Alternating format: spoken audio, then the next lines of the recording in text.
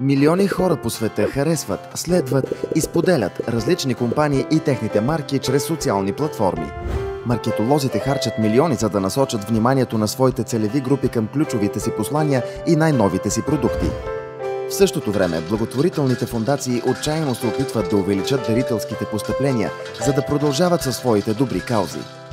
Ами, ако има начин тези хора да си взаимодействат и да направят нещо чудесно, докато същевременно постигат своите цели. Клайк превръща съществуващото социално-медийно поведение в парични дарения към познати благотворителни кампании по целия свят. Всеки път, когато крайният потребител клайкне чрез нашия уебсайт във Facebook, Twitter или LinkedIn, компанията, с която се свързва в социалните мрежи, ще дари 1 лев на благотворителна кампания, представена в нашия сайт.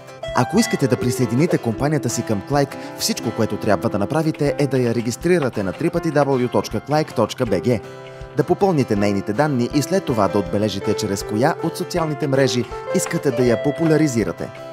Можете да изберете Facebook, Twitter или LinkedIn, а след това да определите броя на почитателите, които искате Клайк да привлече към профила ви в социалната мрежа. 10 000 нови почитатели означават 10 000 лева дарение към благотворителните кампании, които последователите ви са избрали предварително. Транзакционната такса от 25% ще бъде ясно изчислена и показана на тази страница. Междувременно, Клайк потребителите ще могат да преглеждат разнообразните категории в уебсайта на Клайк, за да разберат с какви компании, каузи и събития биха могли да се свържат чрез своите акаунти в социалните мрежи. Потребителите на Клайк могат да избират от категориите, които са им интересни, например спорт, пътешествия или луксозни стоки, и ще бъдат известявани винаги, когато нов бизнес се присъедини към Клайк революцията. Последната стъпка е крайният потребител да се свърже с компания, към която проявява интерес чрез Клайк.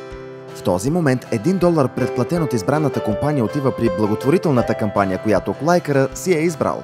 Толкова е лесно и е толкова благотворително. Компаниите достигат до своите целеви аудитории, докато даряват за благотворителност. Печеля-печелиш.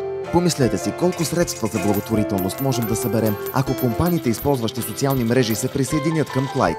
Ако искате да започнете да правите нещата различно по мащабен начин, като направите малка промяна във вашето вече съществуващо социално поведение, посетете сайта www.clike.bg. Clike, the charitable like.